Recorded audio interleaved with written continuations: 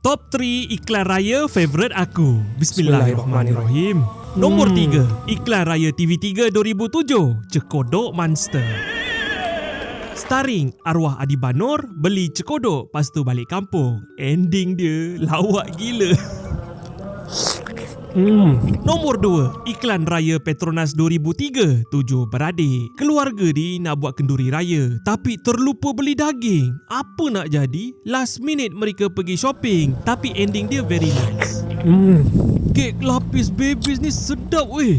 Nombor 1 favourite aku, iklan raya Petronas 2005, ikan di laut, asam di darat. Ikan di laut, asam di darat. Iklan ni betul-betul lawak, ending dia pun the best ah. Satu lagi aku lupa letak. Iklan raya TV3 2002, baru balik London. Bahagian kerbau tu, aduh.